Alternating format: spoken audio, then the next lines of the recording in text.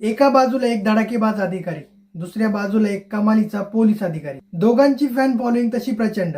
कोणत्या ना कोणत्या कारणाने दोघेही चर्चेत असतातच. धडक कारवाई असो किंवा रेड टाकणे असो, दोघांनाही त्याचा चांगला अनुभव. एकाने आपल्या प्रशासकीय कामातून लोकांना दाखवून दिलं की प्रामाणिकपणे काम केल्यानंतर काय होऊ शकते. दुसऱ्याने खाकी वर्दीचा दरारा दाखवला, तरुणांच्या मनात जिद्दीची ज्वाला पेटवली. पण अनेक वेळा तुकाराम मुंढे यांच्याबद्दल लोकांमध्ये जी क्रेज दिसते, एक प्रशासकीय अधिकारी कसा असावा याची प्रचिती मिळते, तशी विश्वास नांगरे पाटील यांच्याबद्दल फारशी बघायला मिळत नाही. खरे तर दोघे एकाच लेवलचे अधिकारी आहेत.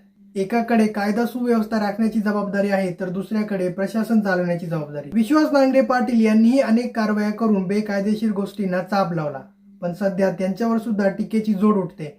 कारण आहे ते एका RSSच्या कार्यक्रमाला उपस्थित राहिले. आणि दुसरीकडे तुकाराम मुंढेंनी धडक कारवाया करून, धाडी टाकून आणि नियम मोडणाऱ्यांना कडक शिक्षा देऊन लोकांच्या मनात आपली एक वेगळीच ओळख निर्माण केली. त्यांना 2015-16चा राज्य शासनाचा सर्वोत्कृष्ट जिल्हाधिकारी पुरस्कार सुद्धा मिळाला. त्याचबरोबर वॉटरमॅन ऑफ महाराष्ट्र आणि प्रशासनातील उत्कृष्ट कार्यासाठी अनेक पुरस्कारांनी त्यांचा सन्मान झालाय. तुकाराम मुंढे यांच्या कारकिर्दीचे आणखी एक वैशिष्ट्य म्हणजे त्यांच्या झालेल्या वारंवार बदल्या.